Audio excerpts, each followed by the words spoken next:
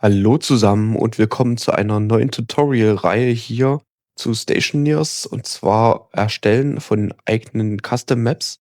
Ja, und dann gehen wir auch mal direkt rein, um zu verstehen, was wir alles brauchen, um eine Welt zu erzeugen. Schauen wir uns einfach mal direkt den Stationeers-Ordner an und zwar wie die Welten dort aufgebaut sind. Dazu gehen wir hier in die Stationeers auf Verwalten, lokal Dateien durchsuchen und dann öffnet sich hier der Explorer mit dem Stammverzeichnis von Stationeers. Jetzt gehen wir hier einmal in Rocket Station Data, Streaming Assets rein und finden hier den Worlds-Ordner. So, hier können wir uns jetzt einmal angucken, wie so eine Welt aufgebaut ist. Ich nehme einfach als Beispiel heute mal Mimas als Grundlage. Und da sehen wir, es gibt einmal eine XML. Diese enthält dann die Weltdefinition und die ganze Grundstruktur der Welt. Dann gibt es einen Texturordner. Da drin sind alle Texturen, die benötigt werden, um diese Welt zu benutzen. Und es gibt einen Terrain-Ordner, in dem die Terrain-Dateien liegen, die nachher die Oberfläche der Welt definieren. So. Um uns jetzt ein Mod anzulegen, der eine neue Welt liest, gehen wir hier nochmal ein Stückchen zurück in Streaming Assets. Und hier gibt es eine Example-Mod-ZIP. Und wir kopieren uns jetzt hier einmal diesen Example-Mod raus, gehen in die Dokumente, My Games, Stationeers, Mods und fügen hier einmal diesen Mod ein. So, den benennen wir jetzt gleich einmal um in Tutorial Map. Benennt ihr dann entsprechend so, wie eure Karte heißen soll. Und hier drinne, das mache ich ein bisschen flott, gibt es einmal die About, einen About-Ordner. Da drin befindet sich alles, was Stationeers braucht, um diesen Mod einzulesen. Und hier bearbeiten wir auch gleich mal die About XML. Könnt ihr mit einem beliebigen Tool, Editor oder Ähnlichem bearbeiten. Ich empfehle euch Notepad++. Das macht es sehr einfach, hier mitzuarbeiten. So. Und hier geben wir unserem Mod einmal einen Namen, tragen kurz unseren Autor ein, vergeben dem erstmal eine Version, die anzeigt, dass das sich noch in der Entwicklung befindet und geben eine kurze Beschreibung ein.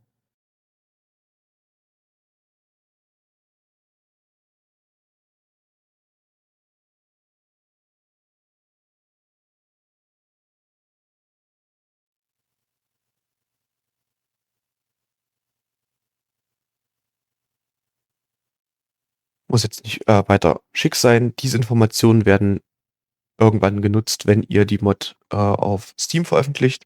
Davon sind wir noch aktuell ein gutes Stückchen entfernt. Ähm, deswegen erstmal ganz pragmatisch. So, jetzt haben wir die About XML, Speichern nicht vergessen. Und dann gehen wir zurück in unseren Ordner. Hier haben wir jetzt noch einen Ordner Game Data. In den kommen nachher alle Daten rein, die wir haben. Hier sind jetzt 2 Beispieldateien rein, die löschen wir einmal komplett weg, so dass dieser Ordner komplett leer ist.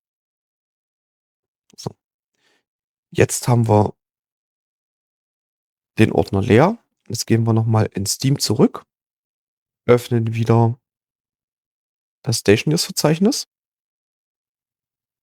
gehen hier wieder in die Rocket Station Data und Streaming Assets rein, Worlds, Mimas und kopieren uns einmal eine komplette Welt in diesen Game Data Ordner. So, jetzt haben wir hier den Mimas aktuell liegen und benennen jetzt das erstmal Tutorial Map. So, benennen jetzt einmal die XML-Datei und benennen jetzt auch unsere Ordner entsprechend mit dem Suffix der Karte. Das verhindert, dass nachher Kollisionen auftreten, da dieses Verzeichnis hier synchron mit dem Spielverzeichnis gehalten wird und wir damit verhindern, dass irgendwelche, Namen sich überschneiden. So, dann müssen wir einmal die Mimas-Map ändern in unsere eigene Map. Dafür öffnen wir die XML-Datei und hier geben wir als ID unseren Map-Namen an und wir geben auch als Namen unseren Map-Namen an. Und damit haben wir jetzt einmal die Mimas sozusagen komplett geklont und als eigene Karte definiert, die wir jetzt im Spiel laden können. So, und das prüfen wir jetzt auch, ob wir alles richtig gemacht haben, indem wir einmal in Steam gehen und Stationers starten. Stationers ist geladen und jetzt prüfen wir erstmal, ob unser Mod vorhanden ist, indem wir hier unten auf Workshop gehen und schauen, hier gibt es dann den Tutorial-Mod drinne. Der hat dann unsere Beschreibung auch. Also, sofern sehen wir schon mal, er ist geladen. Und wenn wir jetzt auf New World gehen, sehen wir hier, neben Mimas gibt es jetzt hier die neue Tutorial Map. Können wir auch anklicken. Insofern erstmal Ziel erreicht. Das ist erstmal der wichtigste Step, damit wir hier unseren eigenen Mod drin haben. Bevor wir jetzt in die eigentliche Erstellung und Generierung des Terrains einsteigen, sollten wir erstmal unsere World XML anpassen und bereinigen, so dass wir darin nur noch die notwendigsten Einstellungen haben. Dafür gehen wir wieder in unsere Tutorial Map XML rein und schauen uns erstmal an, welche Einstellungen wir hier aktuell nicht brauchen. Für uns sind die Startbedingungen erstmal noch nicht relevant. Die können wir rauswerfen, genauso wie die Objectives. Globale Atmosphäre lassen wir drinne. Diese ist leer bei Mimas. Die ganzen Einstellungen für Celestials muss auch drinne bleiben. Einstellungen für Sterne können wir auch drin lassen. Ambient Light, Review Scene, alles okay. So, bei den Startlocations sollten wir hier unsere eigene Startlocation erstmal definieren, um das zu geben, oder um das zu machen, nehme ich immer als Präfix den Namen der Map und dann ist es hier Spawn Center.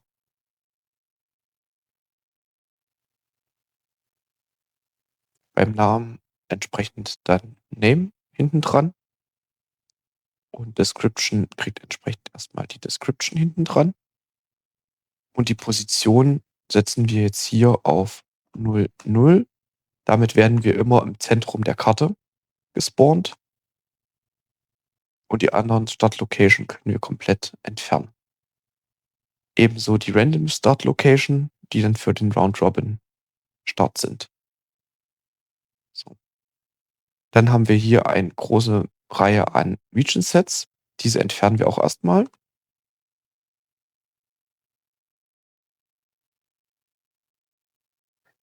Ebenso wie die Minables und auch die Deep Minables und auch die Voice und geografischen Regionsdaten, so dass wir hier nur noch die grundlegenden Einstellungen drin haben, plus unsere Terrain-Settings. So. Und um die Terrain-Settings jetzt hier aus den richtigen Verzeichnissen zu laden und nicht mehr aus den Standardverzeichnissen, müssen wir jetzt einmal das anpassen.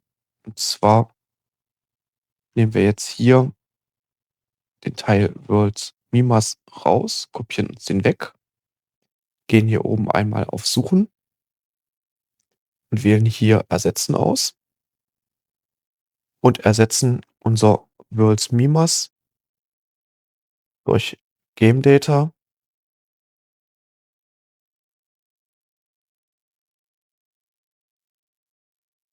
Und jetzt müssen wir noch festlegen, wie unsere Textur- und Terrain-Verzeichnisse heißen. Das heißt, alles, was Game Data Terrain ist, nutzen wir wieder unser Suchen und ersetzen das durch unser Terrain Tutorial Map.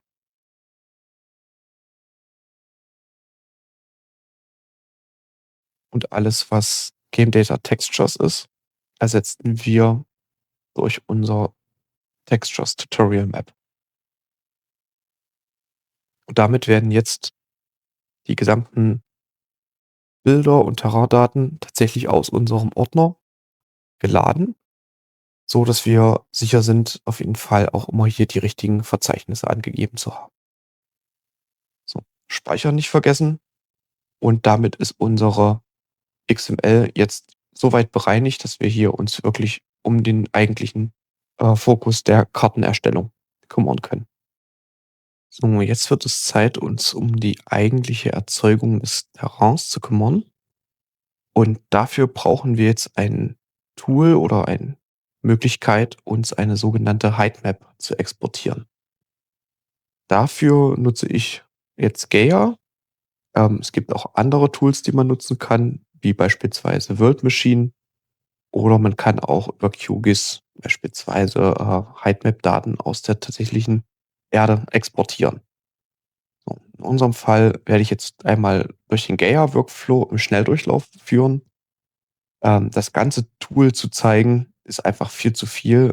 Dafür bitte mal auf andere Tutorials zurückgreifen, die sicherlich sehr viel ausgereifter sind als das, was ich euch zeigen kann. Um euch Gaia zu installieren, gebt einfach bei Google einmal Gaia ein und dann findet ihr hier von Quadspinner direkt das Tool. Oben ist der Download und ihr könnt das frei herunterladen.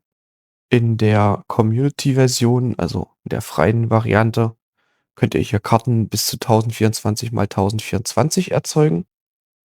Und ich habe jetzt auch die Indie-Variante hiervon verfügbar, wo es auch möglich ist, dann 4000er Karten zu erzeugen. Ähm, Das werde ich auch jetzt im Tutorial euch erstmal zeigen, auch mit großen Karten. Ihr könnt das auf beliebige Größen dann anwenden. So, wenn ihr im Gaia Startbildschirm seid, einmal hier ein neues Projekt anlegen und dieses Projekt euch wegspeichern. Ich lege das bei mir immer mit in den jeweiligen Mod-Ordner. Das heißt, hier ist es dann unter My Games, Stationeers, Mods, Tutorial Map, Game Data und hier erzeuge ich mir einen neuen Ordner. Ja, und in diesem Ordner lege ich dann mir hier das Terra ab.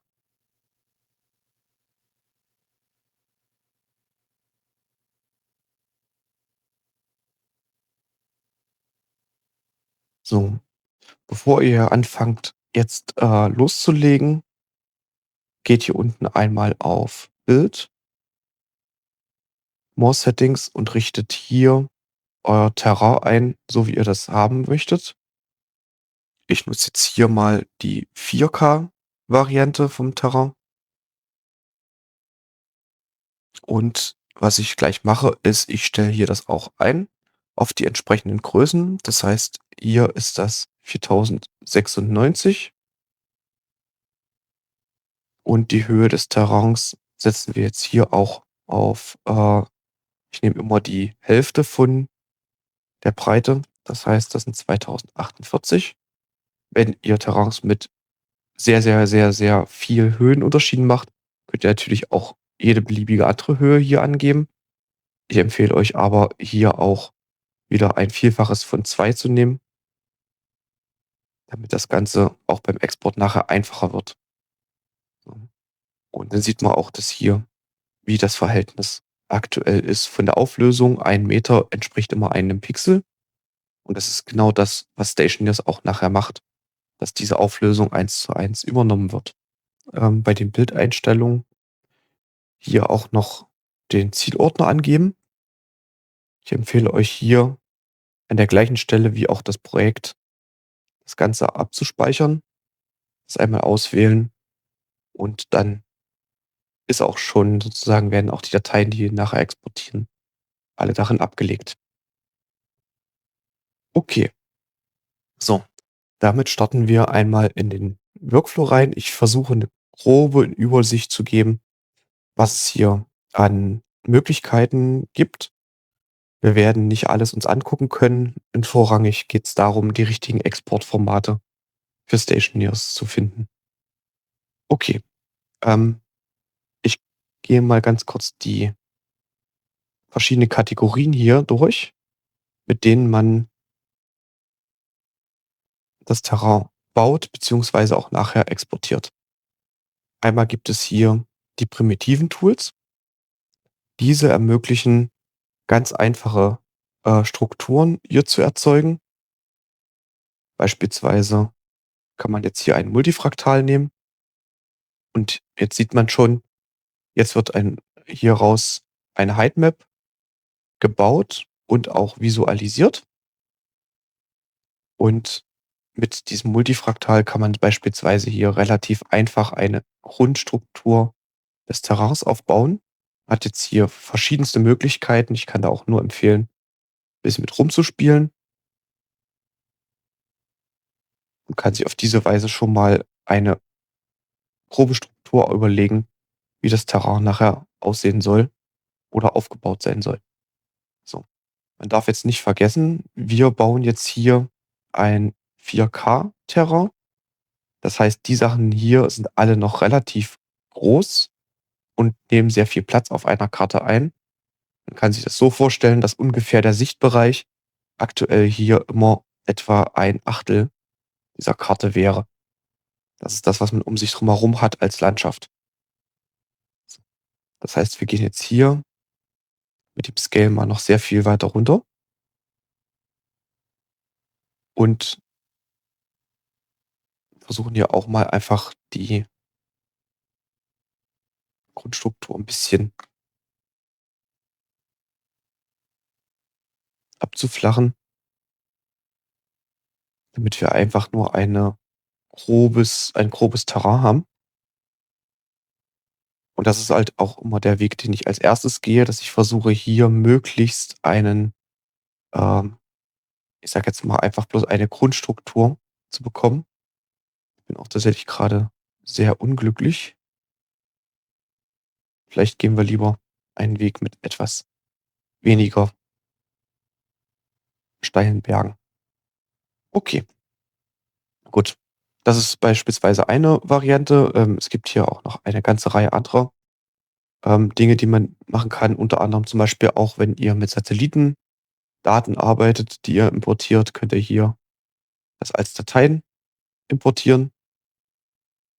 Ihr habt die Möglichkeit, hier verschiedene Grundstrukturen zu bauen, wie zum Beispiel 'ne Hemisphäre. Wenn ihr jetzt sagt, ihr habt zum Beispiel bestimmte Stellen, wo ihr eine Insel oder sowas nachher hervorheben wollt, könnt ihr hier mit sowas arbeiten. Es gibt auch das ganz klassische Perlin Noise. Das ist so, wie Stationers früher, die Terrains generiert habt, falls ihr also den alten Look so ein bisschen wieder zurückhaben wollt. Auch das eignet sich sehr gut als Grundstruktur für ein Terrain. Na, man sieht, dann hat man halt eine etwas rauere Oberfläche hier an der Stelle. Wie gesagt, die ganzen Parameter werde ich einfach nicht erklären, das tun andere. So. Was hier jetzt das Spannende ist, man hat jetzt hier eine Graph-Struktur, das heißt, man kann jetzt Dinge theoretisch auch kombinieren. Man könnte die jetzt auch zusammensetzen. Eine weitere Variante ist, wenn wir jetzt diese beiden Grundstrukturen haben, können wir diese kombinieren. Da gibt es einen Combine-Knoten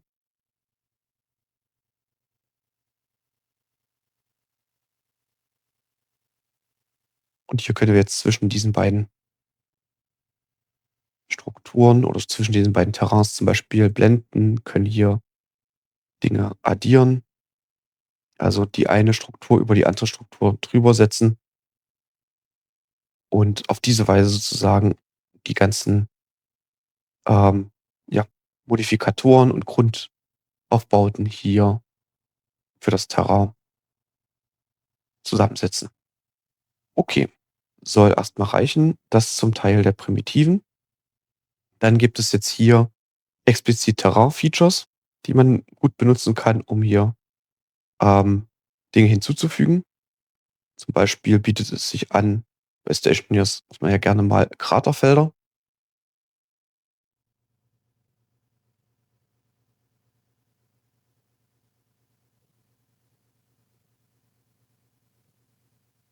Ich nehme das mal ein bisschen runter. So, und dann haben wir hier zum Beispiel jetzt auf das Terrain verschiedene Krater aufgeprägt.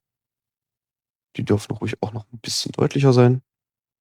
So, dann sieht das Ganze auch gleich ein bisschen mondlandschaftlicher aus.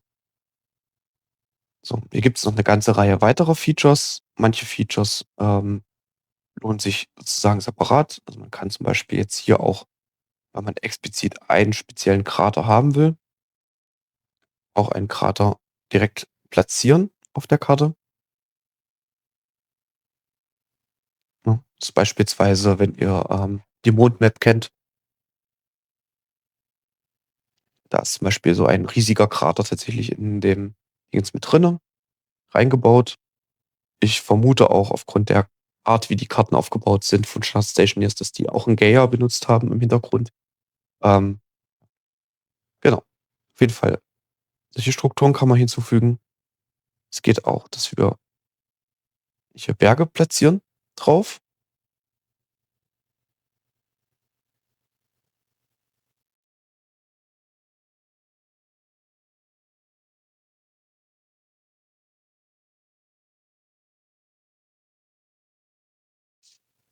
So, und was wir jetzt hier auch schon sehen, ist, dass diese Bergkette, die wir jetzt hier zum Beispiel drauf erzeugen, dafür sorgt, dass das eigentliche Grundterrain, was wir hier haben, 'n bisschen verloren geht.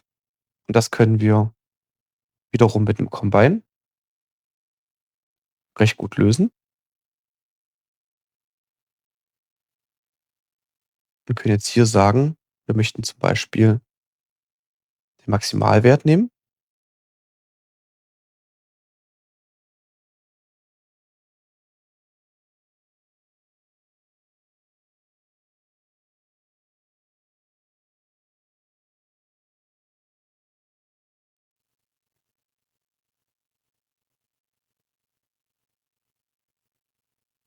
Gucke ich grade, ich habe es bestimmt falsch rum zugeordnet.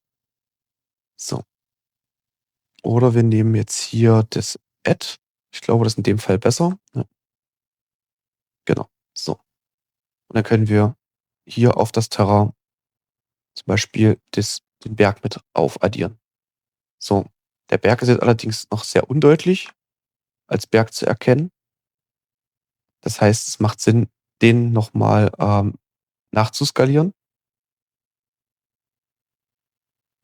Und dafür können wir uns jetzt auch wieder hier 'n Combine-Knoten nehmen. Und um das Ganze zu verschieben, nehmen wir uns jetzt hier eine Konstante,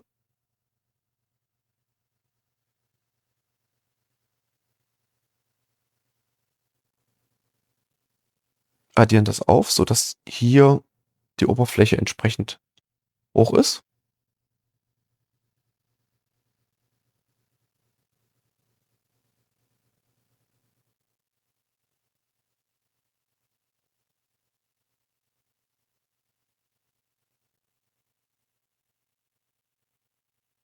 So, dann haben wir hier das schon mal ganz gut hervorgehoben. Was man auch machen kann, ist, man kann jetzt auch 'n Berg zweimal nehmen und kann den doppelt drauf addieren. Auch damit kann man die Bergeshöhe noch mal anpassen. Sehen wir, wird der auch noch deutlicher hier hervorgehoben. Und ich bin damit auch schon gar nicht so unzufrieden, aber der Berg ist noch im Verhältnis viel zu groß. Wie gesagt, denkt dran, 1/8 ist jetzt hier sozusagen so ein Bereich. Das heißt, dieser eine Berg hier ist auf jeden Fall viel, viel, viel, viel, viel zu groß.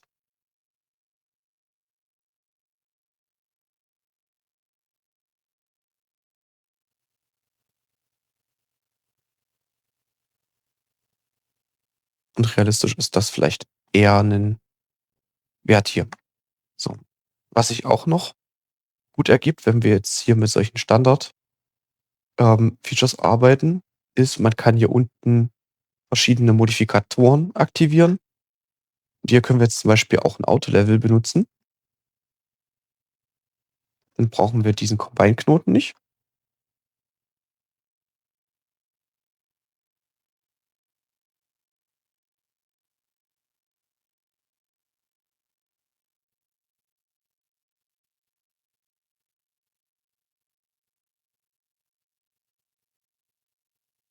Vielleicht nehmen wir hier erst lieber doch wieder 'n Blend. So, und dann können wir jetzt hier auch steuern, wie viel dieser Berg den Einfluss auf die Karte hat, also wie weit der heraussteht. So, wenn wir jetzt hier zum Beispiel so 'n starken Berg haben wollen, können wir den also hier reinlaufen lassen und ins Terrain reinblenden. So, es gibt auch noch weitere Tools. Ich nehme jetzt auch mal hier noch 'ne Mountain Range mit rein. Das erzeugt uns sozusagen über die gesamte Fläche hier verschiedene Bergketten.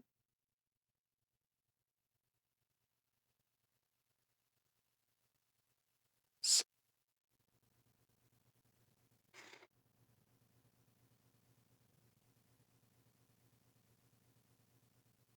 Hier können wir auch wieder 'n Auto-Level nehmen.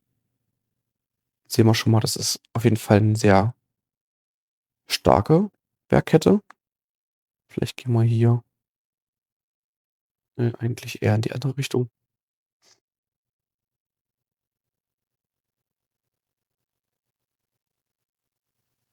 So, sieht auf jeden Fall erst mal vom Gebirge her ganz gut aus. Und dann machen wir wieder unseren Combine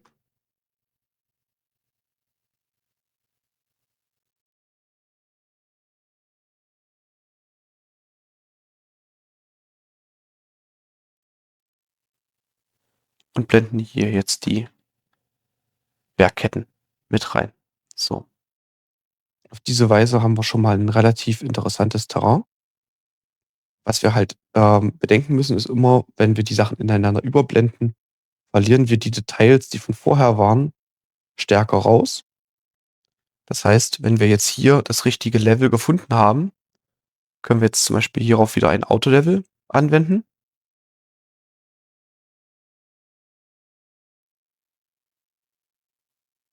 Dann die Überblendung machen und damit halt diese Details auch wieder 'n bisschen hervorheben. Jetzt in dem Fall zum Beispiel diese Krater hier an der Stelle. So. Und so haben wir jetzt zumindest schon mal eine, finde ich, recht interessante Karte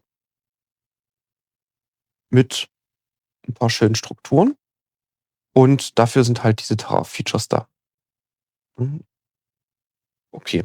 So, dann gibt es jetzt hier verschiedene Modifikatoren. Mit denen kann man die Oberfläche beispielsweise mit 'nem Blur etwas runtergestalten, also die Details etwas verwischen, wenn man das möchte. Habe ich jetzt grade kein Interesse dran, aber ist auf jeden Fall möglich. Wir werden uns auch verschiedene davon noch mal 'n bisschen später angucken. Auf jeden Fall sind das hier tatsächlich alles, mathematische Funktionen, die dafür sorgen, dass man diese Karte hier noch mal oder diese Fläche hier noch mal bearbeitet. So, dann gibt es jetzt hier noch mal Oberflächendetails, die man hinzufügen kann. Beispielsweise können wir mal ein Waffen benutzen.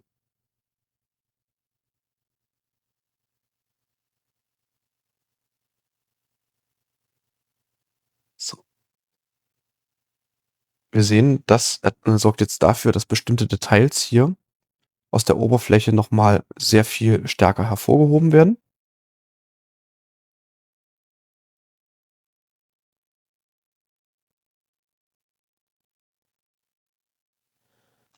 Wir können hier auch Sachen benutzen, wie zum Beispiel Sandstein.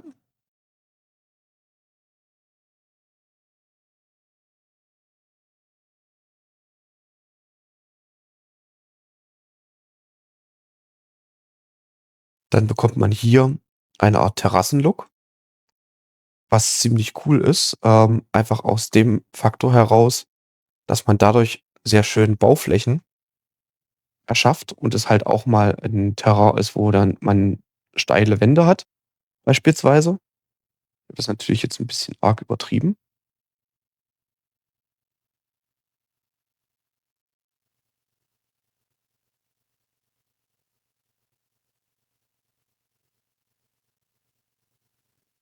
Ich denke mal, so ist es zum Beispiel relativ interessant und erzeugt hier verschiedene Ebenen mit geraden Flächen und zwischendrin trotzdem auch recht steile Abhänge, die so 'n bisschen stufenweise sind.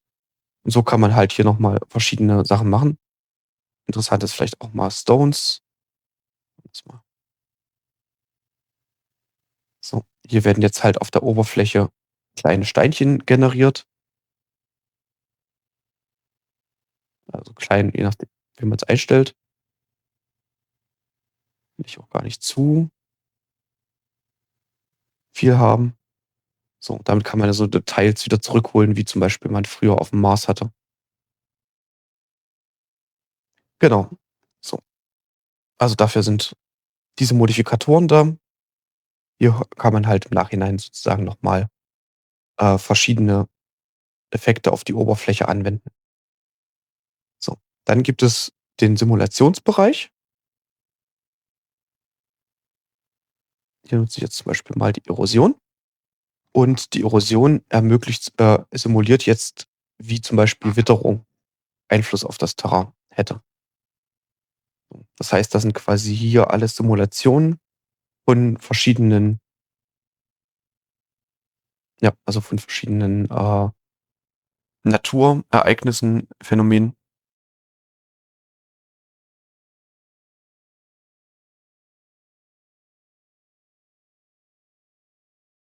So. Ich möchte jetzt auch gar nicht so viel Erosion haben, weil mir das eigentlich mit dem Grundlook hier ganz gut gefällt.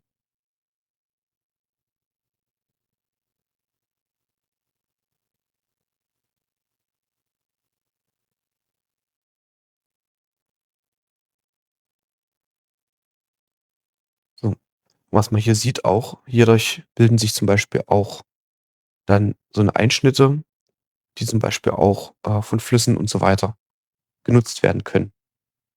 So, das ist auch noch ein sehr gutes Beispiel. Wir nehmen mal River, ist dann tatsächlich eine, Flussberechnung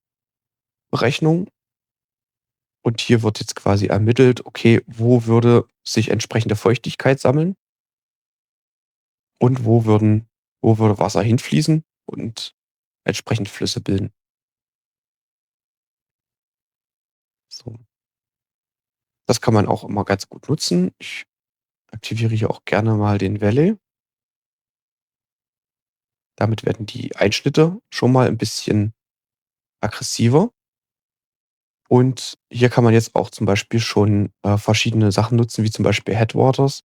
Gibt halt dann an, von wo aus das Wasser ist. Aktuell ist es so, es ist nicht gesetzt, also regnet es gleichmäßig auf der gesamten Karte. Und da kann man auch schon mal den nächsten Step nehmen, und zwar Derive. Hier kann man Dinge ableiten. Zum Beispiel können wir einfach etwas nehmen, wie jetzt zum Beispiel die Höhe, können sagen, wir leiten jetzt hier mal einen gewissen Teil aus der Höhe ab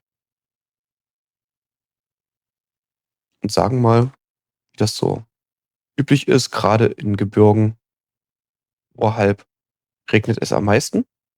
Das heißt, da könnte zum Beispiel jetzt auch das Wasser herkommen. So, und dann sehen wir schon, es haben sich jetzt die Flussläufe geändert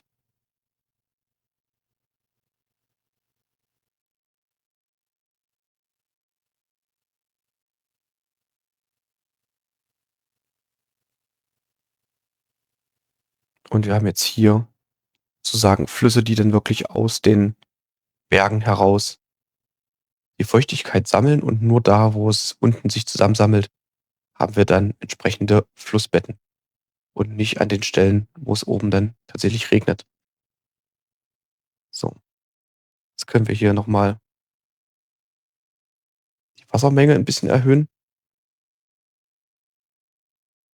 dass die Flüsse deutlich aussehen. Ansonsten bin ich eigentlich schon damit recht zufrieden. Vielleicht machen wir auch den Valley noch mal 'n bisschen größer und das Einschneiden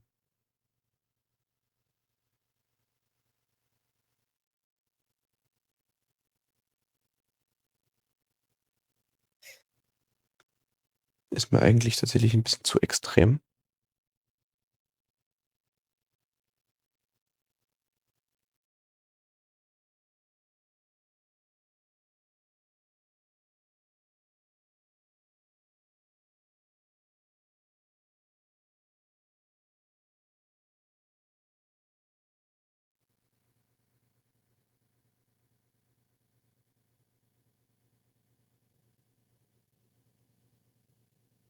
Machen wir das Valley in die andere Richtung, dass es nicht nach innen, sondern nach außen geht.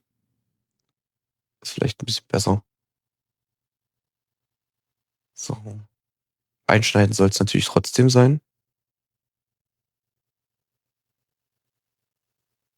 Ich muss jetzt auch die Tiefe wieder erhöhen. Ja, ich will mich jetzt gar nicht vertüdeln.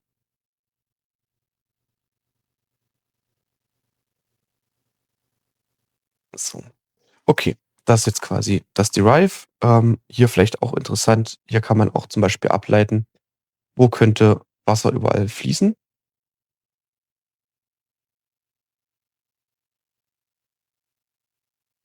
Also hier kann man sich eine Karte erzeugen, wo man sieht, wo überall sich die Feuchtigkeit lang bewegt. Ist auch immer ganz interessant.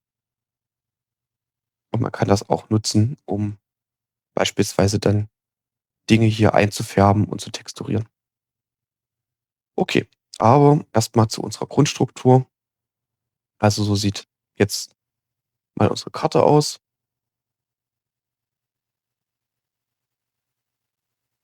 So, bei den Rivers, die möchte ich gerne später mal noch nutzen, dass wir dort Lava lang laufen lassen können. Deswegen deaktiviere ich jetzt mal das Render Surface und setze die Def so hoch wie sinnvoll ist.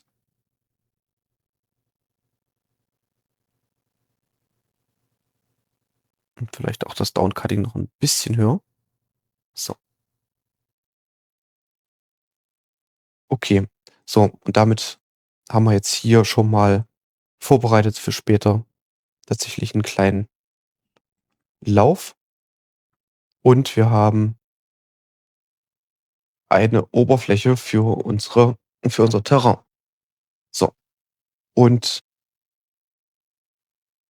die nehmen wir jetzt mal und erzeugen uns hier einen Exportknoten. Um daraus ein Terrain zu machen, müssen wir hier bei dem Exportknoten angeben, dass das ein Float Raw 32 Bit ist.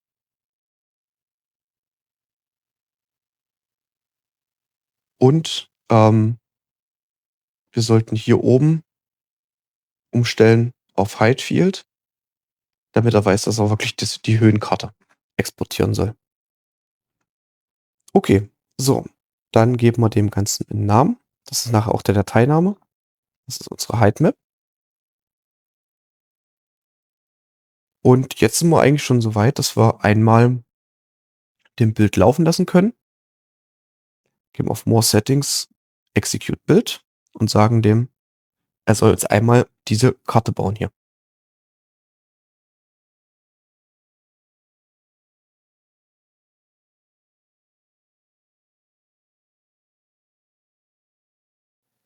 Okay, nachdem nun die Karte einmal gebaut ist, können wir jetzt unsere Heightmap-Datei, die hier erzeugt wurde, nutzen, um in Stationeers einmal unser Terrain zu generieren. Dafür starten wir Stationeers wieder. So, Stationeers ist gestartet und jetzt brauchen wir den Terrain-Editor. Dazu drücken wir einmal F3, um die Konsole zu öffnen und tippen ein Terrain-Editor. So, dann öffnet sich hier ein Fenster So, das ist jetzt auch voreingestellt auf 4096. Dort müsst ihr die Größe eurer Karte angeben, wie ihr die in Gaia definiert habt. Dann gebt ihr hier an Choose Height-Map, geht in euren Dokumente, My Games, Station News, Mods Tutorial Map, Game Data, Gaia. So, und hier habt ihr jetzt die exportierte Height-Map drin liegen. So, und hier könnt ihr schon über Sichtprüfung feststellen, ob das auch tatsächlich geklappt hat mit dem Export, indem ihr seht, hier habt ihr eure Konturen von der Oberfläche der Karte. So, die anderen Einstellungen können wir erstmal leer lassen, die anderen Importe hier. So, und jetzt geben wir hier bei Min-Height, lassen wir die Standardwert 8 stehen und geben bei Maximalhöhe jetzt unsere Höhe plus die Min-Height, also plus die 8 ein. So, das bedeutet, wir haben eine Höhe angegeben von 2048. So, plus 8 sind dann 2056. Ist das Fenster ein bisschen größer? So. Und jetzt können wir bei Blur Data einfach 0 eintragen, weil wir haben hier eine sehr detaillierte Map, die wir aus Gaia erzeugen können. Das heißt, der muss nichts mehr nachbearbeiten. Und jetzt können wir einmal den importieren lassen. Und das wird ein bisschen dauern.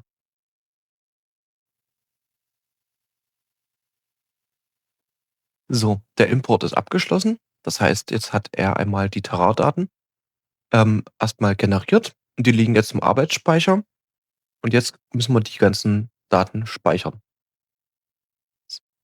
Standardgemäß hat er immer hier den World-Ordner von Station News da. Wir können uns das auch jetzt in dem Fall ein bisschen zunutze machen, indem wir uns hier einfach einen Terrain-Export-Ordner anlegen und sagen, dass wir hier die Terrain-Daten reinspeichern. So, das dauert jetzt ein bisschen. Okay, so, dann gehen wir in Steam rein, sagen wieder lokale Dateien durchsuchen, gehen in Rocket Station, Streaming Assets, Worlds und haben hier unseren Ordner Terrain-Export. Und darin sind jetzt unsere DAT-Dateien. Die können wir uns jetzt hier wegkopieren oder ausschneiden. Ist egal. Und dann gehen wir jetzt in unseren Mod-Ordner.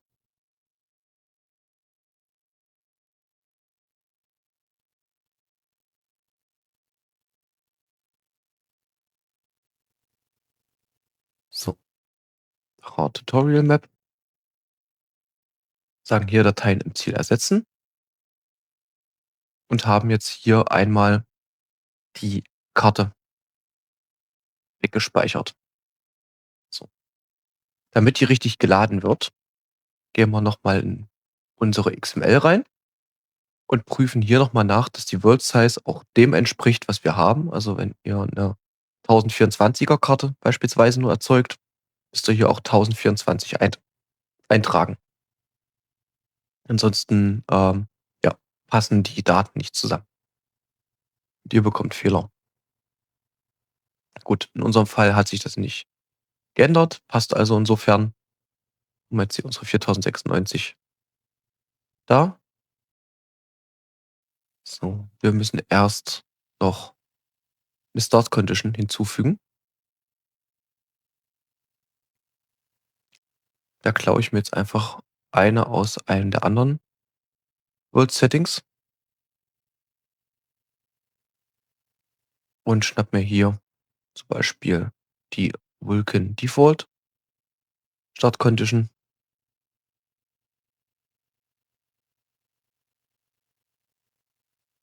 Und immer wenn man es an der XML geändert hat, muss man einmal Stationers neu starten. So, jetzt haben wir Stationers einmal neu gestartet. Das ist die Tutorial Map. Starten im Kreativmodus, sagen einmal, er sollte die Map starten. Und jetzt sehen wir hier, er lädt die Terraindaten. Und wenn das alles sauber klappt, sollten wir jetzt gleich unser Terrain oder unsere Map-Struktur sehen, so wie wir sie in Gaia gesehen haben oder annähernd.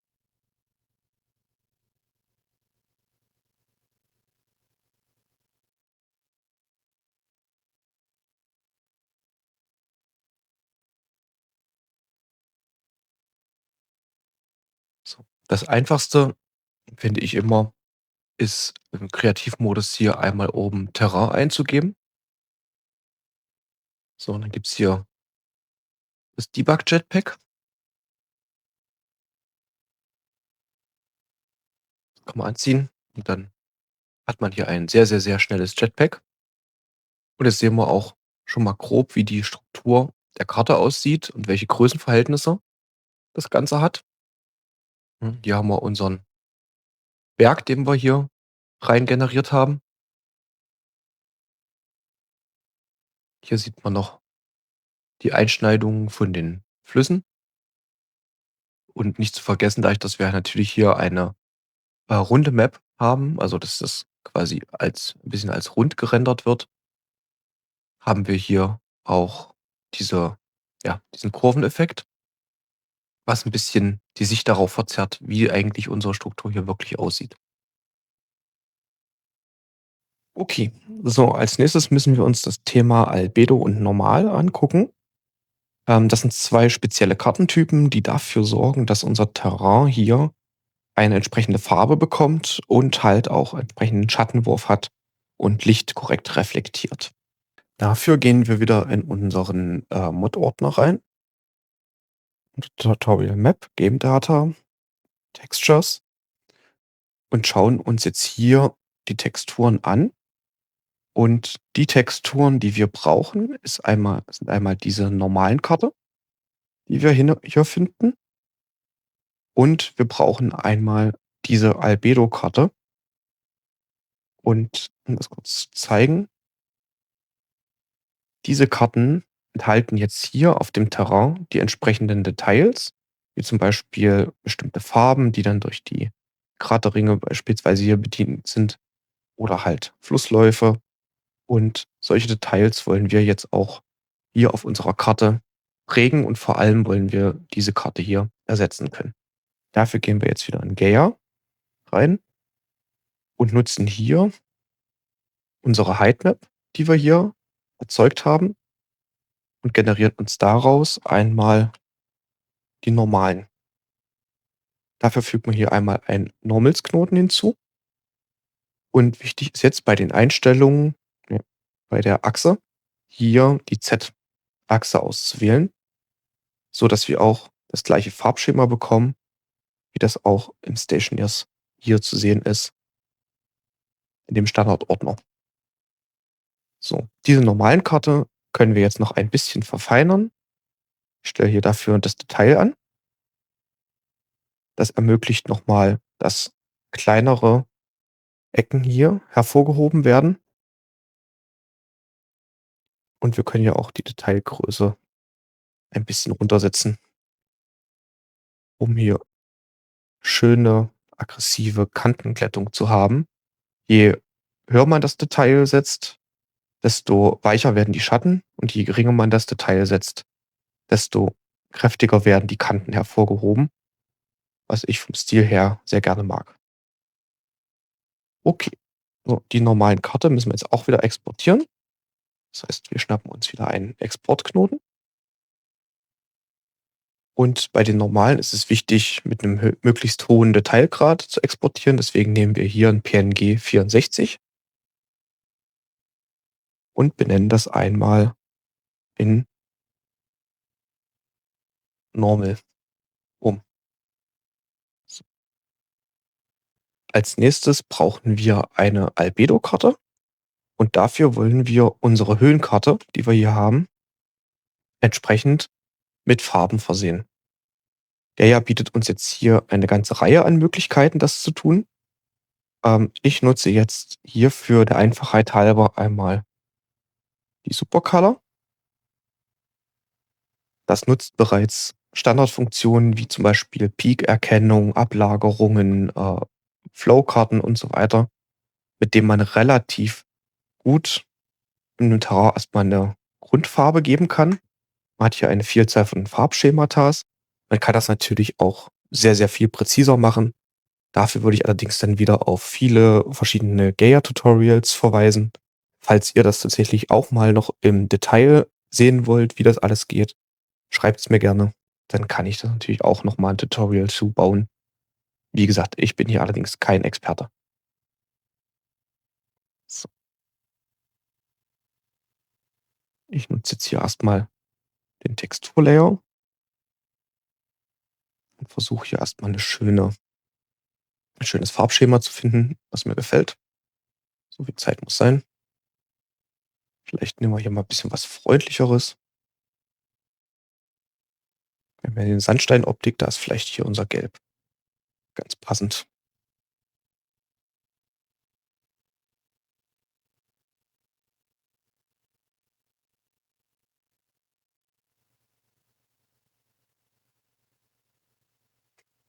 So,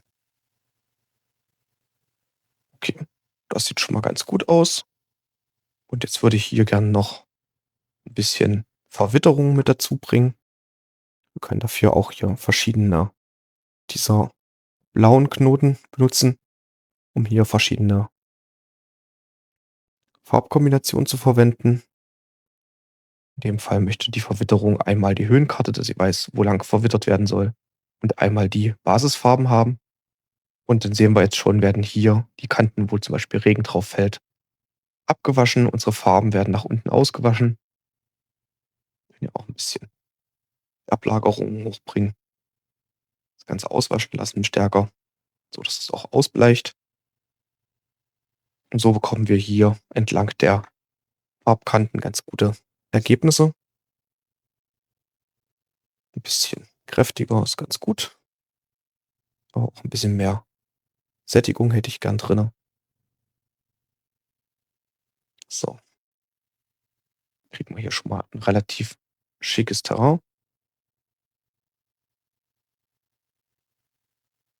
Nehmen wir hier die Auswaschung noch ein bisschen hoch. So, soll uns reichen. Ist wie gesagt, kann man hier sehr, sehr schön auf die Spitze treiben. Und das exportieren wir uns jetzt wieder.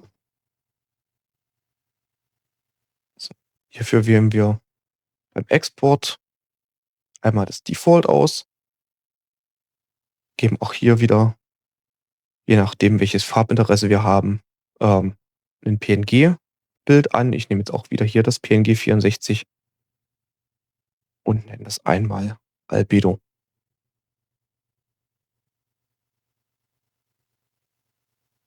Okay, das sind unsere 2 wichtigsten Karten, die wir jetzt haben.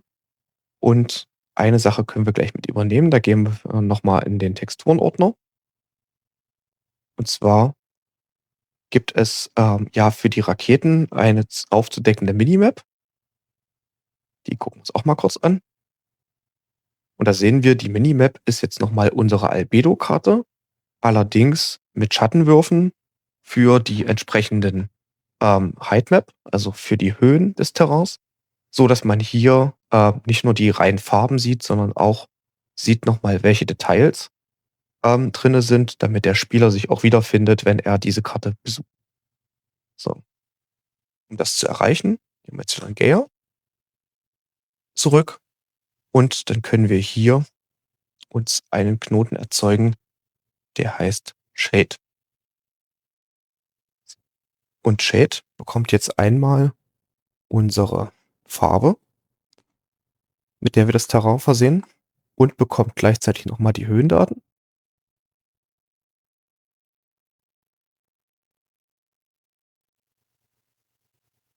So, versuchen wir das mal ein bisschen schick anzuordnen. Na ja, so halbwegs. So, und hier können wir jetzt einmal bisschen die Richtung des Schattens uns aussteuern, so wie wir das denken, dass es schick ist. Die Sonne ein bisschen höher machen, finde ich ganz gut. Nicht zu stark überbeleuchten, aber realistische Farben wählen. Die Weichheit der Schatten ein bisschen hoch. Okay. Ich denke, ich bin jetzt erst mit dem Ergebnis zufrieden. Wir sehen jetzt hier, das ist jetzt nicht zu viel Schattenwurf, also so, dass es hier komplett schwarz ist, aber man sieht, dass Schatten da sind. Man kann hieraus die Erhebungen ablesen und man kann auch die Farben erkennen und kann hier genauso auch Flussläufe eindeutig erkennen drauf. Ich denke, damit können wir eine gute Karte erzeugen. Dafür machen wir uns also nochmal einen Exportknoten. So, für diesen Exportknoten sollten wir jetzt hier ein normales PNG oder ein JPEG wählen. Ich nehme jetzt mal ein 16-Bit PNG. Wenn uns die Qualität nachher nicht gefällt, können wir das natürlich noch ein Stückchen hochsetzen. Und dann benenne ich das hier in Minimap.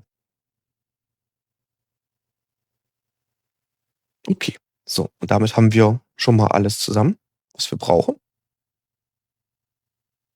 Ich speichere das jetzt einmal ab. Und dann gehen wir wieder auf unserem Bild und führen den einmal aus.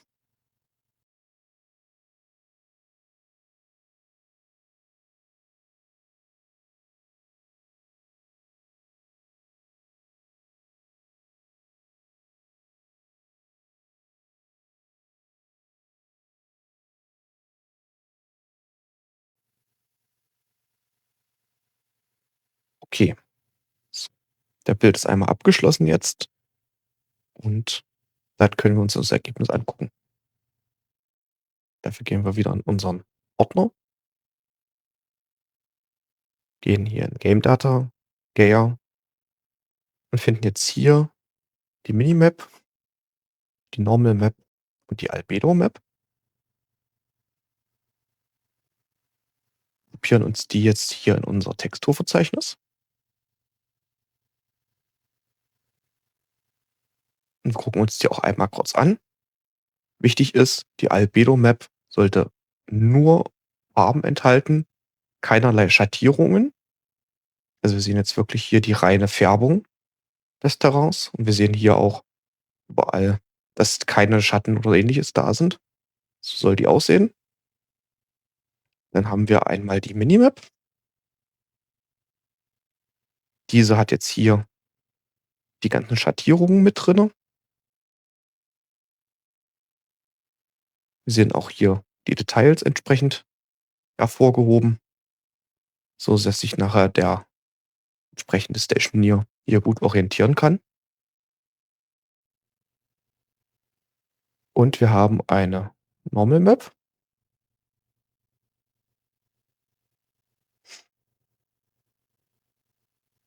Diese sehen wir jetzt hier sämtliche Kanten, die Ausrichtung der Flächen und auch die einzelnen Details. Also was ist sehr felsig und was ist rund. Mit der Normal Map bin ich jetzt noch nicht ganz zufrieden. Ich finde, auch hier sollte ein bisschen besser herauskommen, was dieses Gebirge hier angeht. Das ist mir noch etwas zu detailreich und noch zu wenig flächig. Aber das sind dann so ein paar Luxusanpassungen, die kann man auch später noch nachsteuern. Die müssen wir jetzt in unsere XML verknüpfen. Dafür gehen wir hier wieder auf unseren Ordner und gucken wieder in unsere Tutorial Map XML rein. So, in unserer World XML gehen wir jetzt hier runter zu den Terrain-Settings und tragen hier einmal bei Minimap ein die Minimap. Dann tragen wir hier einmal ein bei der Albedo für das Makro. Also Makro ist der große Bereich sozusagen, der über die gesamte Karte geht. Hier tragen wir einmal unser Albedo ein und unter Normal beim Makro tragen wir hier unsere Normal ein. Okay, so, dann können wir das Ganze einmal speichern und dann gehen wir jetzt auf ins Spiel und schauen uns das Ganze mit den neuen Karten an. Okay, jetzt sind wir wieder im Spiel. Schnappen uns hier die Tutorial Map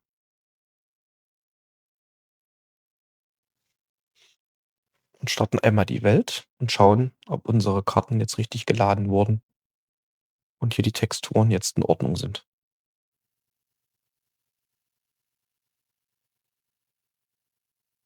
Okay, wir sehen erstmal, die Farben sehen schon ganz gut aus.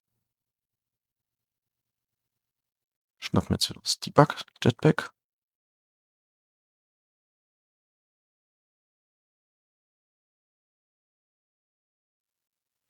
So, und hier können wir jetzt auch direkt aus der Entfernung einmal sehen, ob unsere Flächen, besonders da, wenn sie weiter weg sind, schon mal ordentlich von Schattenwürfen her in Ordnung sind. Das sind sie. Wir sehen ja auch hier, die Farbverläufe folgen dem entsprechenden Terrain. Das heißt, wir haben hier diese Sandsteinoptik reingebracht, die diese Abstufungen hat. Das sehen wir jetzt hier auch farblich ganz gut. Wir sehen hier das, was ich meinte mit der normalen Karte, dass diese Schatten hier teilweise sehr extrem sind. Das kann man nachsteuern, indem man die Normal Map dann weniger detailreich gestaltet, also die Details weicher macht. So sieht das Ganze sehr aggressiv aus gerade, aber, ich denke, funktional passt das. Wir sehen hier der Flusslauf, wie er runterläuft. Sehen hier auch die Flussläufe. Okay, und können, glaube ich, uns ganz gut vorstellen, wie das Terrain farblich aussehen soll. Könnte es jetzt auch noch ein bisschen kräftiger machen. Das ist dann für jeden ein bisschen Geschmackssache. Gut, als nächstes schauen wir uns die Surface Details an. Dabei geht es darum, dass wir hier die Texturen in der Oberfläche ersetzen und auch definieren, welche Texturen wo angewendet werden sollen. Zunächst starten wir wieder hierfür in Gaia und nutzen hier erst die Sachen, die wir bereits haben. Wir haben bereits eine Textur, die uns hier verschiedene Bereiche definiert. Wir können hier an der Stelle unterscheiden zwischen 2 verschiedenen Texturen, die wir anwenden. Das heißt, ich möchte gerne, dass beispielsweise sehr viel steilere Kanten eine Textur haben und sehr viel flachere Flächen eine Textur haben, im Idealfall aber nur dort, wo die Bereiche ein bisschen heller sind. So, dafür nehmen wir jetzt wieder unsere Heightmap und extrahieren uns hier raus einen Slope.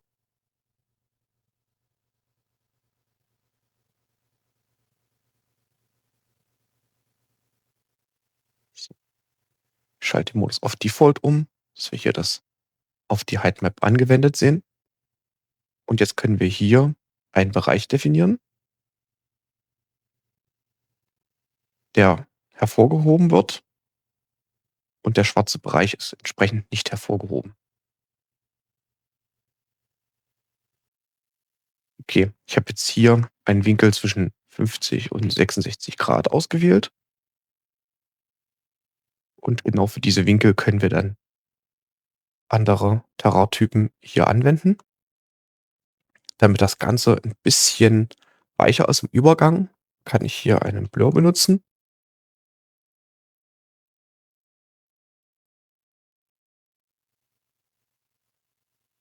Mit dem können wir hier die Übergänge etwas weicher gestalten. Am Ende brauchen wir aber eine Karte, die genau sagt, an welchen Bereichen soll die eine Textur angewendet werden und an welchem die andere Textur. Das heißt, wir müssen jetzt diese Übergänge hier wieder in eine Schwarz-Weiß-Karte umwandeln.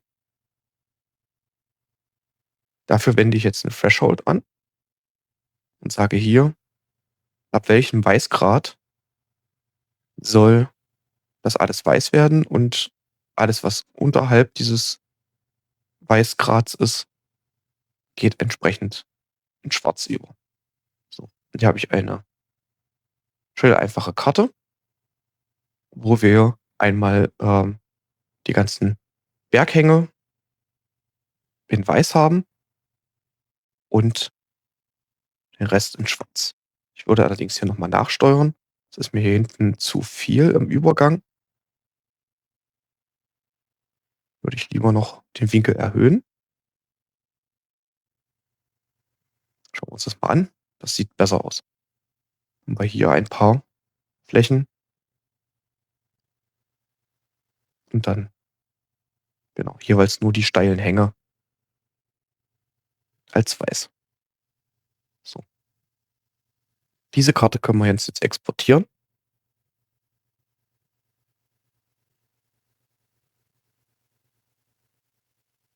Hierfür reicht uns auch ein ganz einfaches PNG 8-Bit, weil wir nur schwarz und weiß abbilden wollen. Und wir benennen das einmal in Crust Type.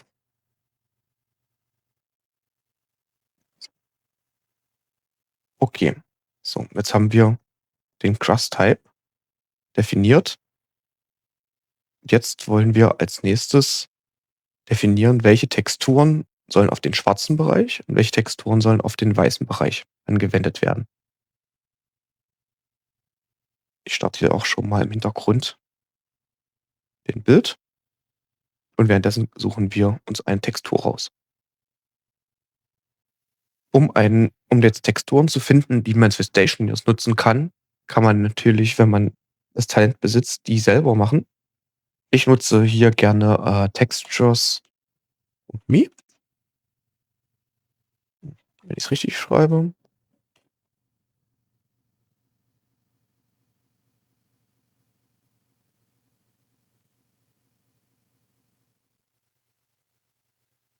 Genau. 3D Textures Me ist es. Entschuldigt. Genau. So. Ähm, Klasse Typ stellt hier freie Texturen zur Verfügung und hier können wir jetzt nach verschiedenen Texturarten suchen. So, wir haben jetzt hier eine Sandoptik gewählt für die Karte. Da wollte ich mich auch dran halten und würde dann sagen, der eine Teil ist auf jeden Fall hier sehr sandig. Und was jetzt hier wichtig ist, sind genau diese Sachen. Wir brauchen 'n Diffus, wir brauchen eine normale und wir brauchen eine Roughness. Und wenn wir wollen, könnten wir noch eine Ambient Occlusion haben. Die ist allerdings optional. Das ist der Download-Knopf. Ja, so.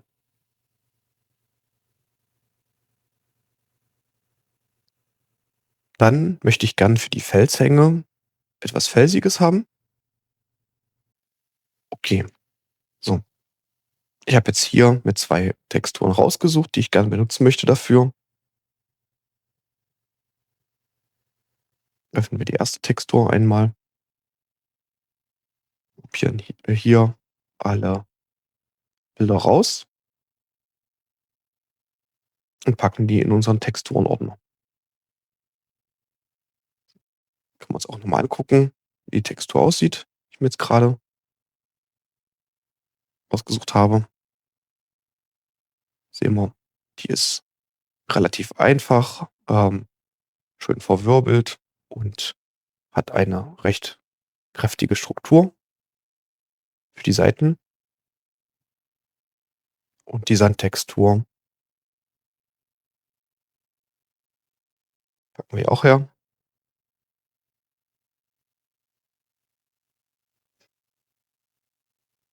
Sehen wir, die ist auch ein bisschen aggressiver von den Höhen her, hat aber ganz, ganz viele kleine Einschlüsse hier.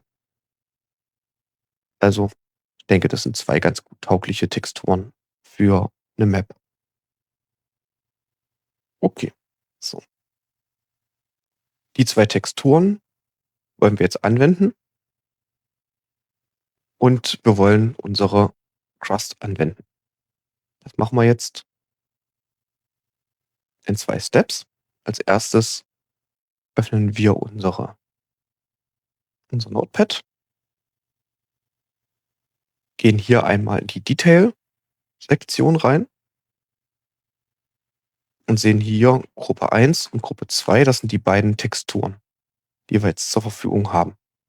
So, was wir jetzt einmal brauchen, ist für beide jeweils die Color. Das heißt, wir haben hier einmal vom Sand die Farbe und hier haben wir für den Fels die Farbe. Dann brauchen wir jetzt für jede dieser Texturen einmal die normalen Karte.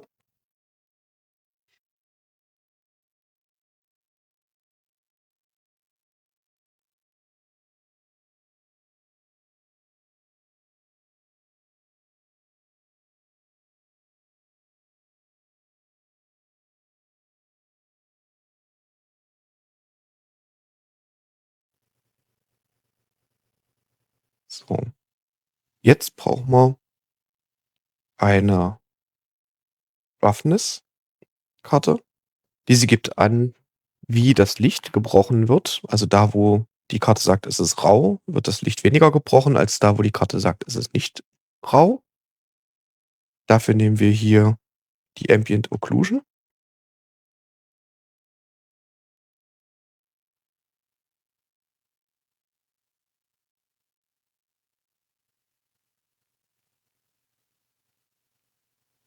Die steuert nachher die Beleuchtung. Und jetzt haben wir noch die Möglichkeit, eine Höhenkarte anzugeben.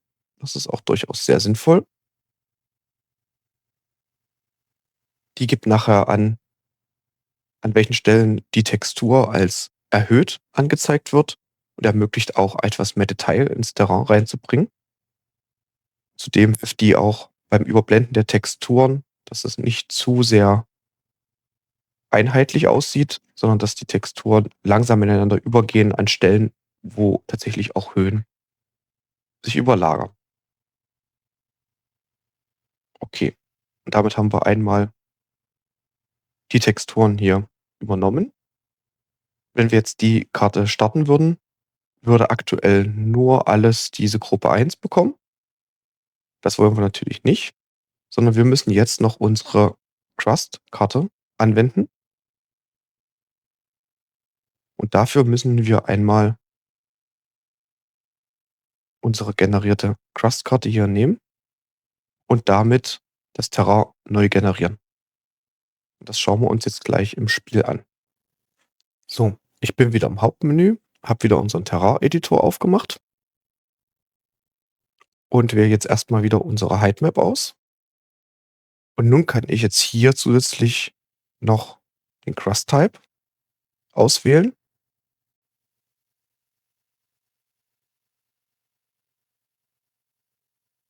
Und unsere alten Einstellungen bleiben hier wie gehabt. Jetzt 2056. Jetzt geben wir an, was der Teil ist, der hier schwarz ist auf der Crust-Type.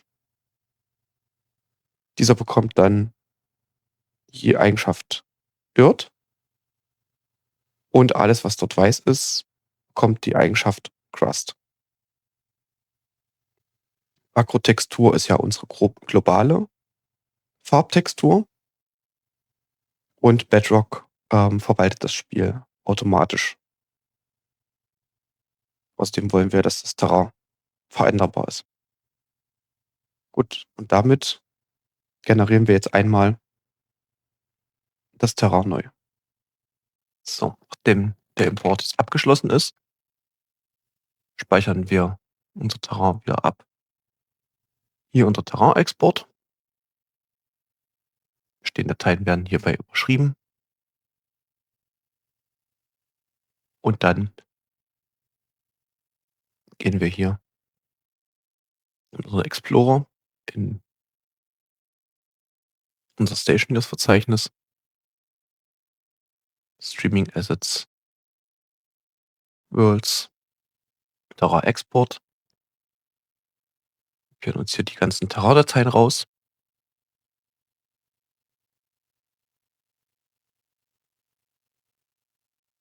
bringen die wieder in unseren Mods-Ordner.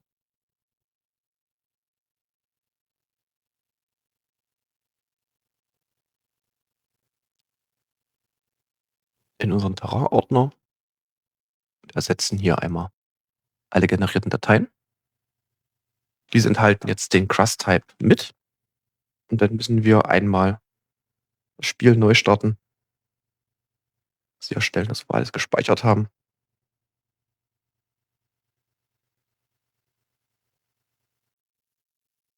So, wir landen Stationeers. Und dann können wir jetzt die nächste Etappe unserer Welt testen.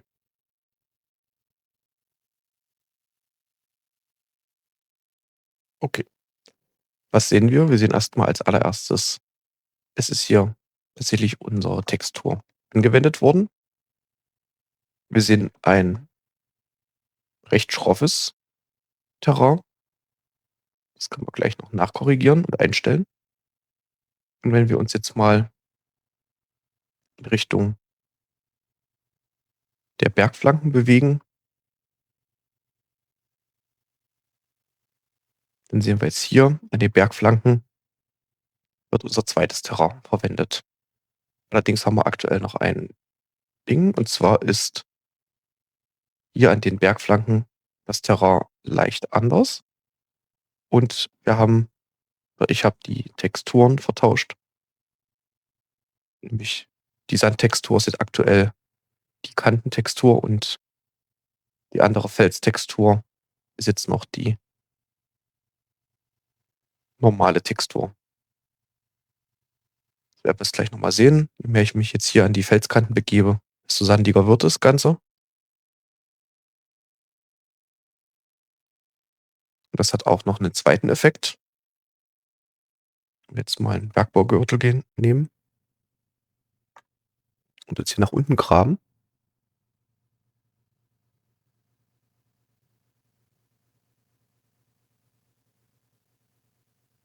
dann sehen wir jetzt hier unten ist es halt tatsächlich dann die Felstextur, die ja angewendet wurde.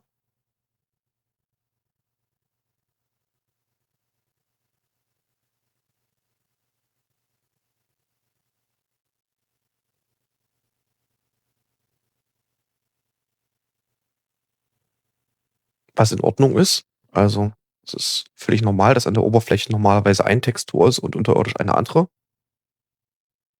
Mit dem Crust-Type können wir genau das beeinflussen.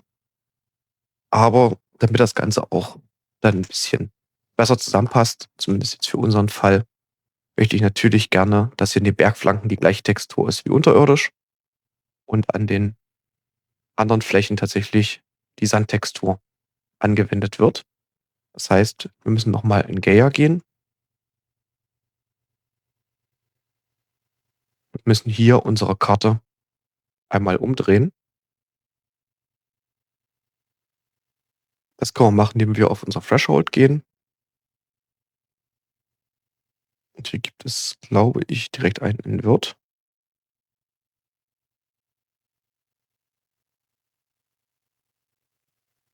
Und damit ist die Karte hier invertiert. Muss man natürlich jetzt noch einmal neu bauen und noch mal einmal das Terrain neu generieren.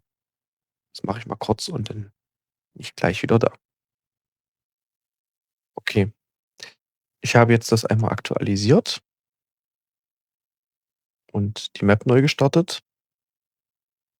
Jetzt haben wir hier überall Sand. Und da, wo es jetzt ein bisschen steiler wird oben, sehen wir hier, ab hier haben wir dann felsige Texturen. Und jetzt erklärt sich jetzt auch noch mal, warum wir für die Texturen eine Heightmap haben. Hier sieht man jetzt bei den Übergängen, dass hier die Höhe von den jeweiligen Texturen mit berücksichtigt wird. Hier müssen wir allerdings noch ein bisschen aufpassen. Wir sehen hier ist zum Beispiel eine ziemlich klare Kante. Und das liegt daran, dass die Höhe von dem Sand hier, man auch an den Schatten sieht, sehr aggressiv hoch ist. Und auch die Höhe von dem Hauptterrain ist relativ hoch. Das gefällt mir auf jeden Fall noch nicht. Und das können wir jetzt auch in unserer Konfiguration nachsteuern. Dafür gehen wir mal in unsere XML rein. Und wenn wir jetzt schauen, haben wir hier verschiedene Einstellungen, die wir vornehmen können. Ich gehe jetzt mal einzeln mit euch diese Einstellungen durch. Das eine ist die UV-Scale. Damit wird definiert, wie groß so ein Texturbereich auf der Karte ist. Also nehme ich zum Beispiel einen kleineren UV-Scale, dann werden diese Texturflächen hier entsprechend größer. Das heißt zum Beispiel dieses Loch wird größer, weil die Textur über einen größeren Bereich hinweg verteilt wird. Wähle ich einen größeren UV-Scale, bedeutet das, dieses Loch wird entsprechend kleiner. Liegt einfach daran, dass hier immer, ich sage jetzt mal grob einfach umgerechnet, dass jetzt eine Textur 1024 mal 1024 ist. Die repräsentiert immer etwa 1 Meter. Entschuldigt, 10 Meter. Das ist immer ein Texturbereich. Das sind also 5 Frames etwa bei einem UV-Scale von 1. So. Jetzt ist es halt ein bisschen gezerrt, deswegen ist das Ganze größer. Für unsere Texturen hier bietet es sich an, auf jeden Fall einen kleineren Wert zu nehmen, ganz besonders jetzt bei den Sandtexturen. Ich würde in dem Fall also hier mal einen Wert von 1, nehmen wir mal 1,5, um da ein gutes Gefühl zu bekommen. So. Dann sehen wir, gibt es hier Optionen für ein Detail Fade. Das Detail Fade ist genau hier an den Übergängen, wie weit hier diese Übergänge ineinander verlaufen. Wir sehen jetzt, der startet bei einer Höhe von 50 und endet bei einer Höhe von 100 in dem Faktor.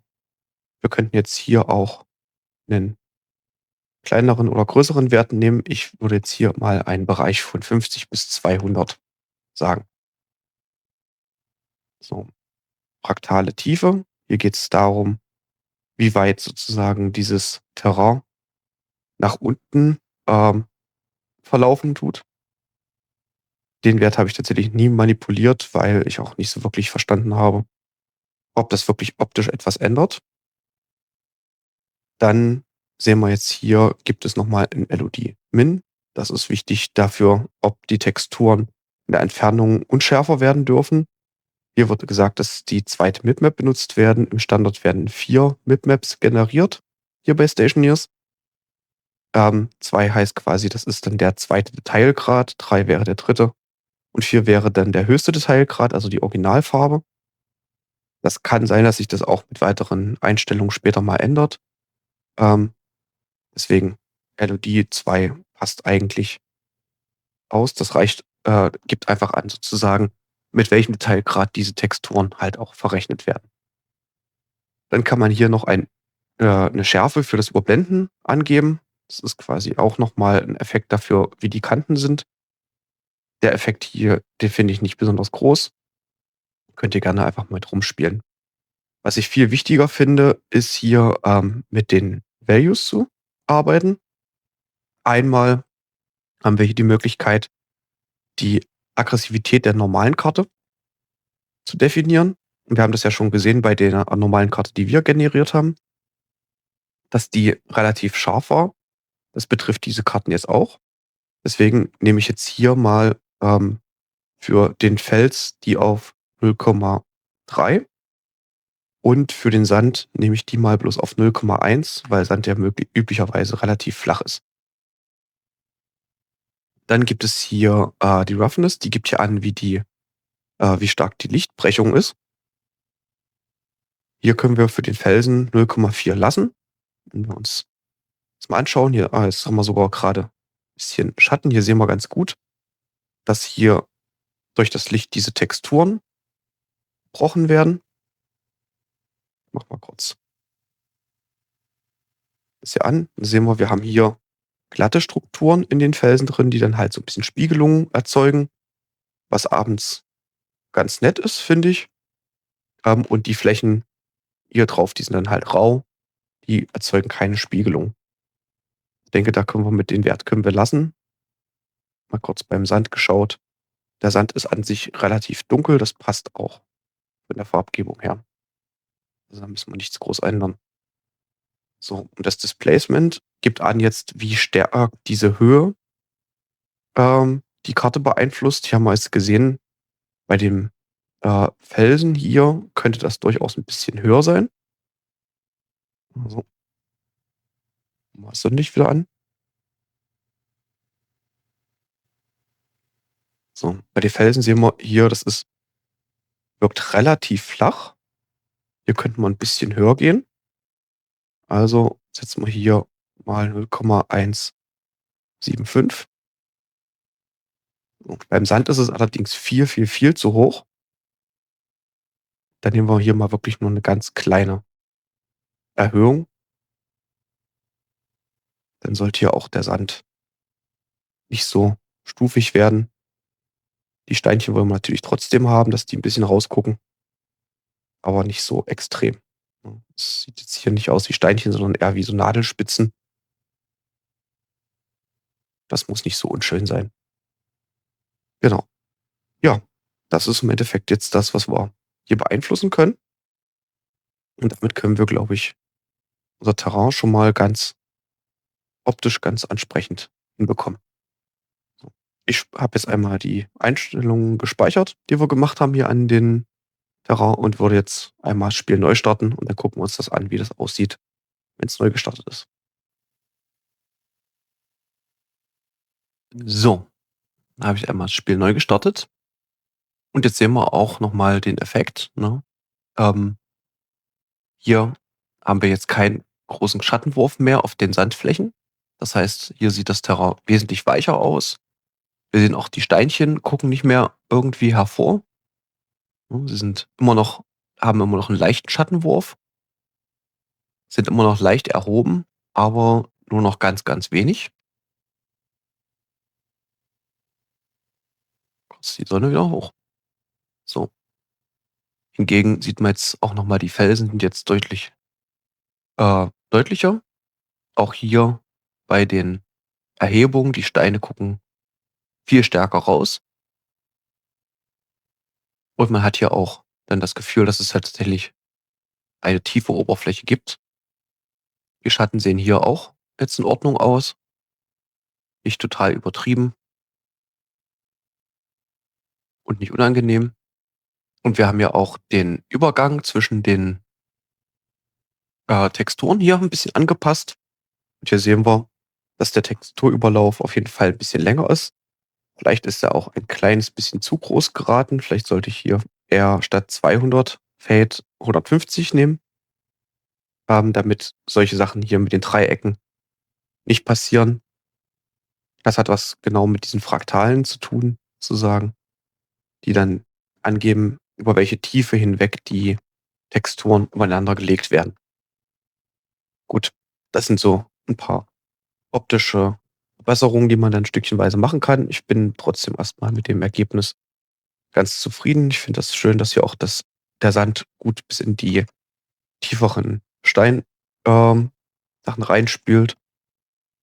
Und ja, damit haben wir schon den nächsten Step geschafft. So, und jetzt können wir uns noch dem Thema Lava widmen, um unsere Karte, zumindest was das Terrain angeht, einmal zu vervollständigen. So, hierfür gehen wir einmal zurück in Gaia, schauen uns unser Terrain an und definieren uns jetzt hier einmal ein paar Lavaflächen. Dazu nutze ich jetzt hier einmal einen Lake-Knoten.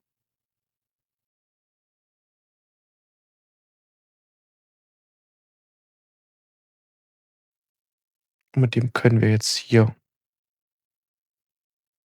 ein gewisses, eine gewisse Ebene an Wasserflächen beziehungsweise dann für uns später Lavaflächen generieren.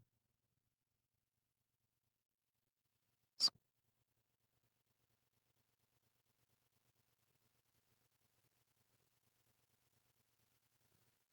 Hier bekommen wir jetzt einmal die Oberfläche raus und wir bekommen hier aber auch das Wasser raus. Das können wir uns jetzt einmal anschauen. Dafür nutzen wir schon mal einen Blur-Knoten, dem wir einen ganz leichten Radius geben.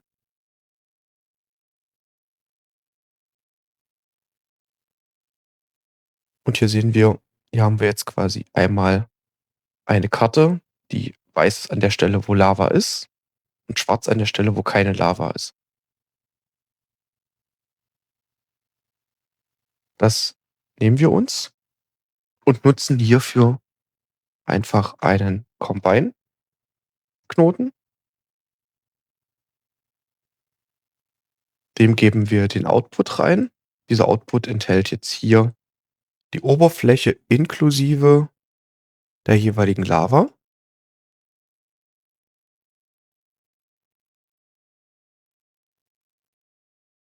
Und dem geben wir jetzt einmal unseren Blur hier rein, stellen den Modus auf Multiplizieren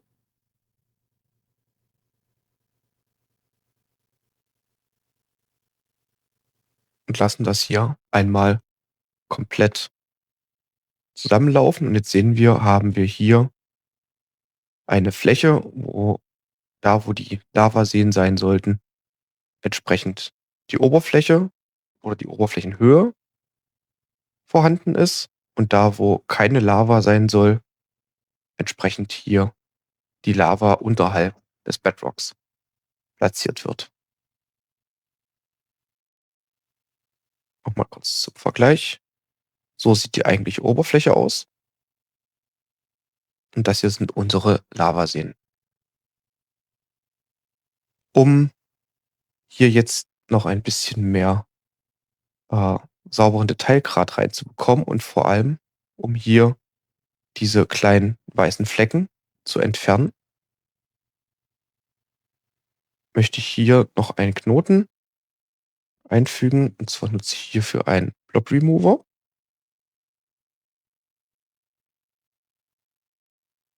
Und dieser Blob Remover ermöglicht es jetzt hier bestimmte Flächen, die zu klein sind, um wirklich relevant für Lava zu sein, zu entfernen.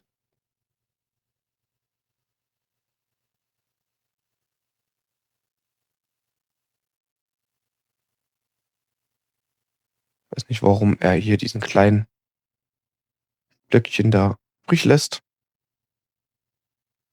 Aber die meisten kleineren Seen haben wir hiermit entfernt. Gucken wir uns nochmal unseren Blur an. Der sieht gut aus. Okay. Da das hier direkt am Rand der Karte ist, das heißt sowieso an einem Bereich, wo kein Mensch hingeht, lasse ich den dort auch dort. Und wir haben jetzt hier eine Höhenkarte, die wir benutzen können, um daraus unsere Lava zu erzeugen. Wir wollen exportieren. So. Hierfür nehmen wir wieder ein PNG und stellen hier aber den Output auf ein Height Field.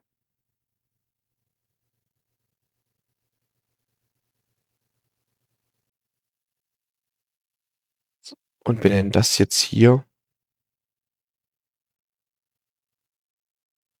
einmal in Lava. Und dann können wir das Ganze nochmal exportieren.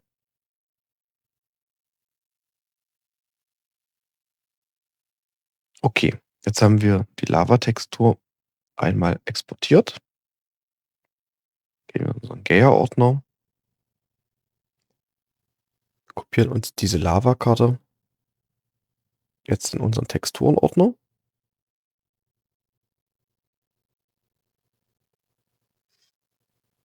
Könnt ihr auch einmal kurz angucken. Hier sehen wir, wir haben verschiedene Grauabstufungen. Lava, die höher liegt, hat ein helleres Grau. Lava, die tiefer liegt, hat ein dunkleres Grau. Das ist also quasi wie unsere Höhenkarte aufgebaut. Und die wollen wir jetzt zuordnen damit die in unserer Map benutzt wird. Dafür gehen wir hier in unsere Config. Ich klaue mir jetzt da auch kurz von Vulkan den Eintrag.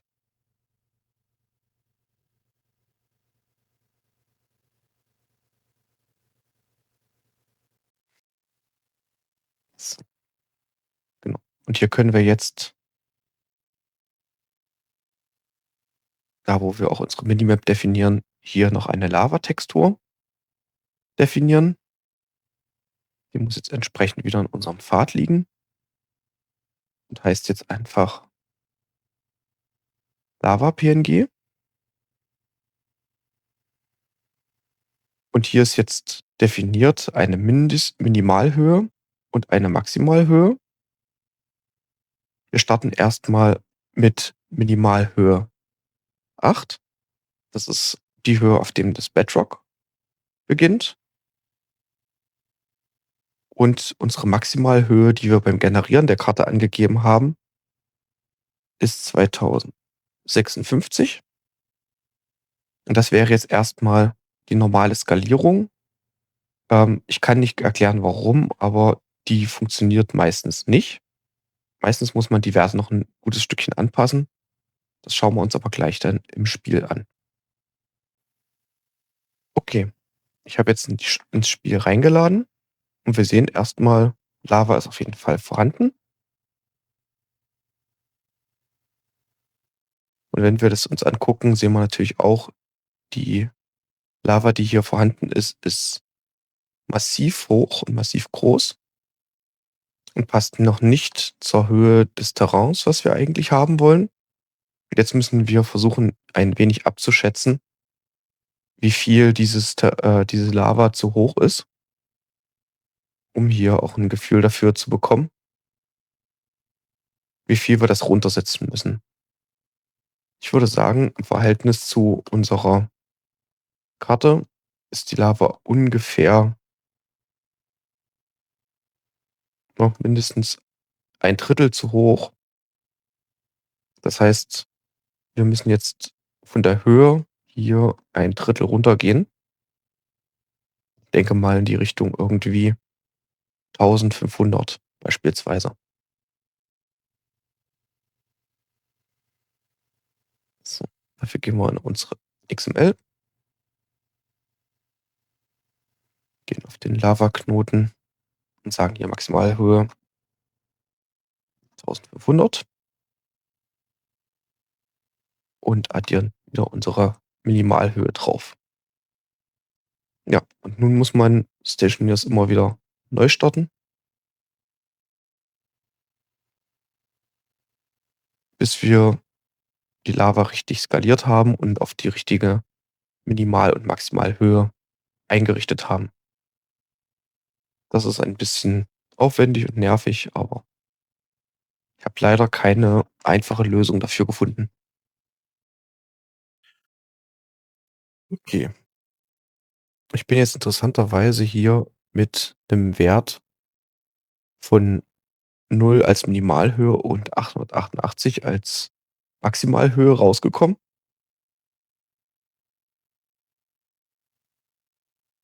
Und jetzt hat man hier ganz anständigen Lavasee da, der auch hier nochmal zeigt, dass die Höhe angepasst ist, wenn man hier so eine Einbuchtung hat, wo dann die Lava auch reinlaufen kann.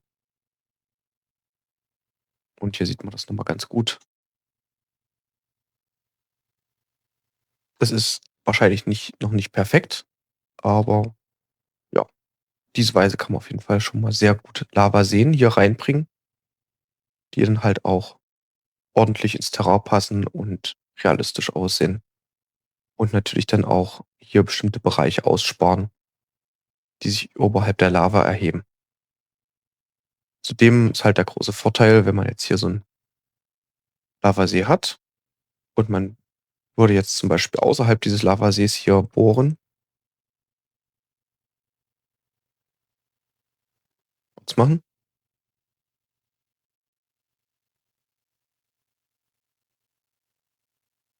Na, hier sieht man's noch mal ganz gut. Dann ist die Lava, die jetzt quasi hier außerhalb dieses Sees ist. Die geht hier auf null, also auf Bedrock-Level. Bis dahin kann man sowieso nicht bohren. Und ja, damit verhindert man dann auch, dass irgendwer aus Versehen hier in Lava reinbohrt, wo keine Lava sein sollte. Genau. Gut, ich denke, das ist eigentlich auch ein wunderbarer Stand hier, um erst das Thema Terrain-Generierung abzuschließen. Und ich würde das Tutorial auch an der Stelle jetzt hier unterbrechen und würde dann 'n neues Tutorial-Video machen, für die nächsten Bearbeitungen, wo es dann halt auch mal Richtung, Anpassung vom Terrain geht. Also, hier so Details hinzufügen, vielleicht auch Spawn-Strukturen und so weiter. Da kommt auf jeden Fall noch einiges. Ist ein bisschen aufwendig, so ein Tutorial zu machen, deswegen habt Geduld mit mir. Ich bin da nicht der Schnellste. Alles klar. Ich hoffe, es hat euch trotzdem ja einiges, gezeigt. Würde mich freuen auf jeden Fall, wenn ihr auch selber experimentiert, wenn vielleicht auch die eine oder andere Map dann im Workshop auftaucht und ja, schreibt mir auch gerne, wie es euch gefallen hat und ob euch das weitergeholfen hat. Herzlichen Dank erstmal und ja, bis zum nächsten Mal. Tschüss.